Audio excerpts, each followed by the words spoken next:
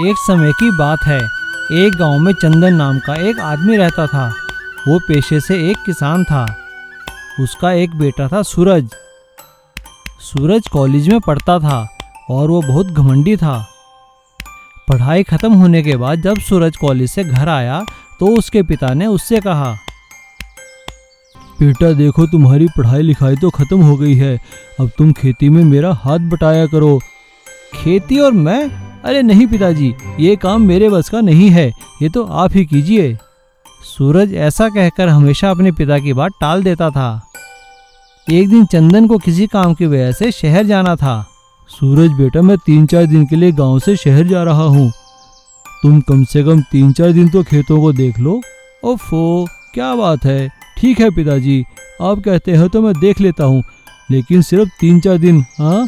चंदन अगले दिन शहर चला जाता है। उनके खेतों में आलू की फसल लगी थी।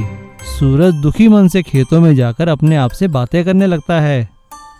उफ, क्या पिताजी भी आलू का धंधा करते हैं।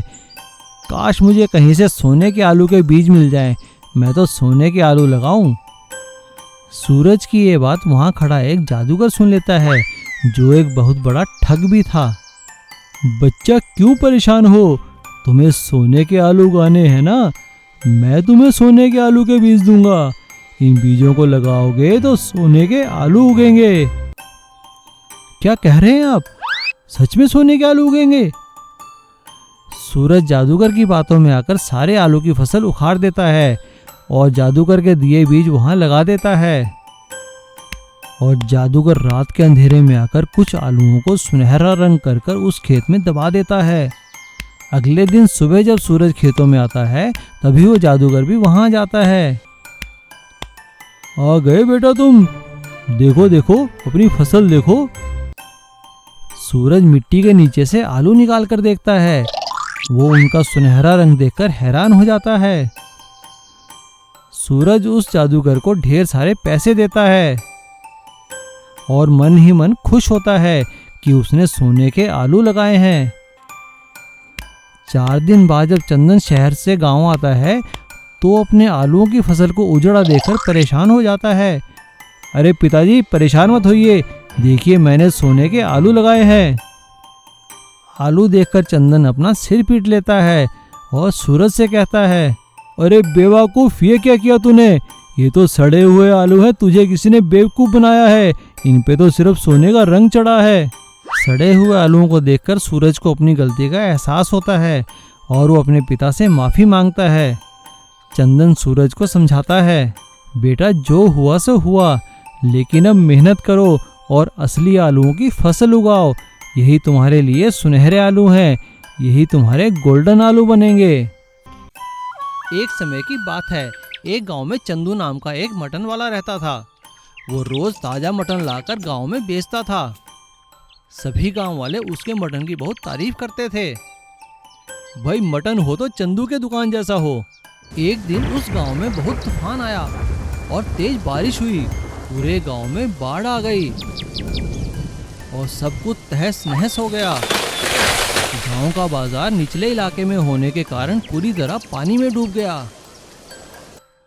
तूफान और बारिश गुजरने के बाद सभी गांव वाले परेशान हो गए। ओहो, इस तूफान ने तो सब कुछ तहस नहस कर दिया। शुक्र है हमारा गांव ऊंचाई पर है, इसीलिए हम लोग बच गए, लेकिन बाजार तो पूरी तरह तबाह हो गया। चंदू भी परेशान हो गया। हे भगवान, अब मैं क्या करूँगा? मेरी दुकान तो टूट गई है और बाजार में पानी भरा है। अब मेरा काम कैसे चलेगा?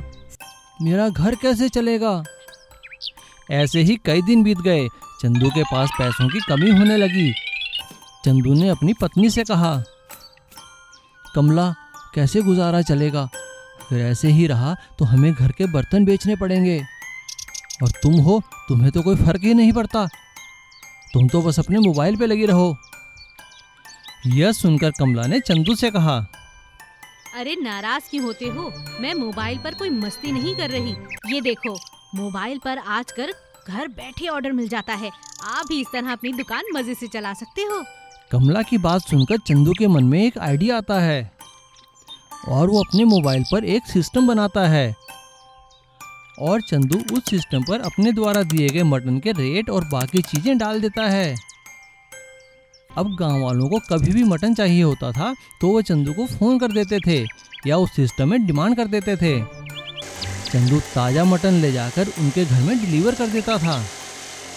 चंदू के इस मोबाइल मटन शॉप की तारीफ सभी लोगों ने की। अरे वाह चंदू, तुमने अच्छा आइडिया निकाला है, हमें अभी भी ताज़ा ताज़ा मटन सप्लाई करते हो।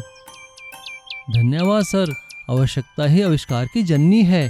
जब मुझे ज़रूरत हुई तो मैंने अपना रास्ता निकाल लिया। देखा, मैंने कहा था ना, मोबाइल के जरिए काम बढ़ जाएगा। नए जमाने की तकनीक अपनाने से ही काम बनते हैं। और चंदू पूरे इलाके में मोबाइल मटन शॉप वाले के नाम से जाना जाने लगा। भूमिगत सोने का ट्रेन। चांदीपुर के एक गांव में गोपी और रंगा करके 2 करोड़पति हुआ करते थे। उनके पास बड़े बड़े बंगले और बहुत सारा पैसा था, इसीलिए उनकी एक दूसरे से जमती नहीं थी। लेकिन वह दोनों बहुत बड़े बुद्धू थे। गांव में हमेशा गोपी और रंगा के बीच में कंपटीशन लगा रही थी कि कौन नया चीज खरीदेगा। एक दिन रंगा ने उसके असिस्टेंट रूपेश को बुलाकर ऐसा बोला, अरे ओ रूपेश, पता करो वो गोपी आजकल क्या कर रहा है। मैंने सुना है कि वह कुछ खरीद रहा है। अरे महाराज, गोपी साहब तो एक सोने की कार खरीद रहे हैं। सोने की कार? उसके पास इतना सारा पैसा कहां से मिला रे? महाराज, गोपी साहब तो अपना पूरा जायदाद, बंगला, जमीन, भेड़, बकरी सब बेच डाले और ऐसे ही आए हुए पैसे से सोने का कार खरीद रहा है। कुछ दिन के बाद गोपी ने उसका पूरा जमीन, बंगलो बेचकर एक सोने का कार खरीदता है। रहने के लिए एक झोपड़ी बनाकर उसके सामने ही सोने की कार को रखता है। मालिक, जैसा बोला उस गोपी ने ऐसा ही किया। उसने एक सोने का कार खरीद कर रखा। अबे ओ नालायक, तुम भी कुछ सोच के बताओ कि अब मुझे क्या करना है। मैं क्या खरीदूं ताकि पूरे गांव के लोग चौंक जाएं। उसके बाद रंगा ने बहुत सोचा और एक आइडिया निकालता है। फिर उसके असिस्टेंट रूपेश को बुलाकर एक भूमिगत सुरंग खोदने के लिए बोलता है। कुछ दिन के बाद जब भूमिगत सुरंग बन जाती है तब वह एक सुनार को बुलाकर सोने का ट्रेन बनाने के लिए बोलता है। मालिक, सोने का ट्रेन, आप सोच के बात कर रहे हैं ना? सोने का ट्रेन के लिए आपके पास पैसे कहां से आएंगे? तुम इसकी चिंता मत करो, तुम बस काम करो। फिर रंगा ने उसका भी पूरा जमीन, बंगलो बेचकर उस भूमिगत सुरंग में सोने का ट्रेन बना देता है और गांव में ऐलान कर देता है कि उसके पास एक ऐसी चीज है जो सब देखकर चौंक जाएंगे। सभी गांव के लोग उस सुरंग के पास इकट्ठे हो जाते हैं। तभी रंगा के इशारे पर भूमिगत सुरंग से एक सोने का ट्रेन बाहर निकलता है। सभी गांव के लोग उसे देखकर दंग रह जाते हैं। वह ट्रेन पूरी सोने की थी, इसीलिए गोपी भी उसे देखकर चौंक जाता है। फिर गोपी रंगा के असिस्टेंट रूपेश को बुलाकर ऐसा बोला, अरे ओ रूपेश, तुम्हारा सेठ ने तो कमाल कर दिया रे, मुझे भी कुछ आइडिया दो ना। अरे मालिक, रंगा मालिक ने तो सोने का ट्रेन बना दिया, अब उससे भी अच्छा बोले तो डायमंड का एरोप्लेन बना दो, सब हैरान हो जाएंगे।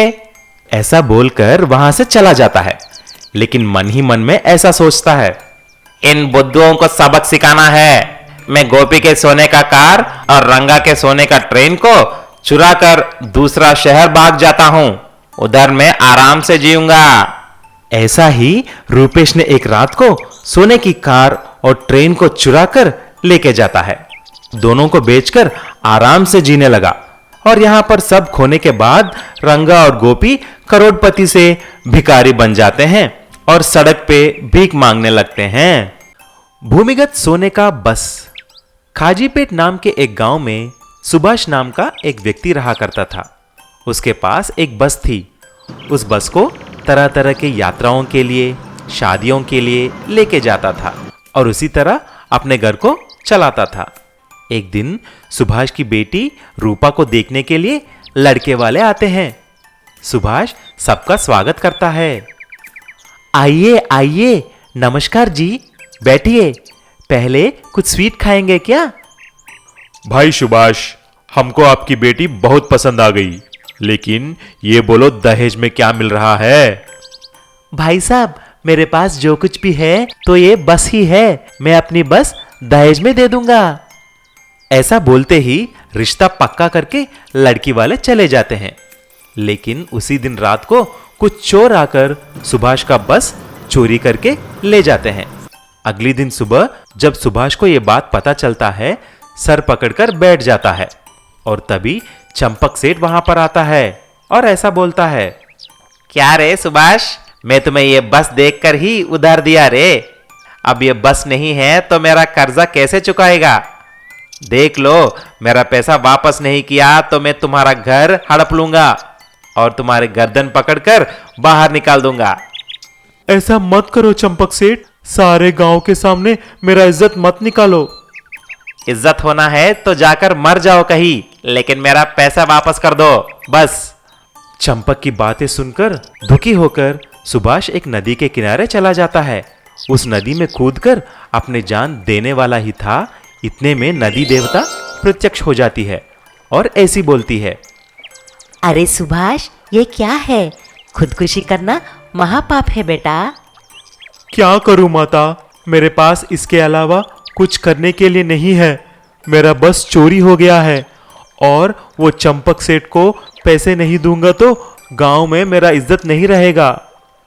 चिंता मत करो बेटा, ये लो, मैं तुम्हें एक सोने का बस और कुछ सोने के सिक्के देती हूँ। तुम इससे तुम्हारी सारी संकट दूर कर सकते हो। ऐसा बोलकर देवता अदृश्य हो जाती है। सुभाष वह बस लेकर चला जाता है और उस बस को एक भूमिगत सुरंग बनाकर उसमें रख देता है ताकि कोई भी उस सोने के बस को ना देख सके। ठीक शादी वाला दिन भूमिगत सुरंग में से उस सोने के बस को निकालकर सभी लोगों को बिठाकर शादी के मंडप के लिए निकलता है। उस सोने की बस को देखकर चंपक सेठ और सारे गांव के लोग परेशान हो जाते हैं। तभी चंपक सेठ ने ऐसा बोला, क्या रे सुभाष, कुछ लॉटरी लग गई है क्या? जरा हमें भी बताओ। सुभाष हंसकर बस को चलाते निकल जाता है और धूमधाम से रूपा की शादी भी करता है। दहेज में सोने की बस को देखकर उसके ससुराल वाले भी पहले चौंक जाते हैं, लेकिन बाद में बहुत खुश हो जाते हैं। उसके बाद देवता का दिया हुआ सोने के सिक्के बेचकर सुभाष भी खुशी खुशी से रहने लगा।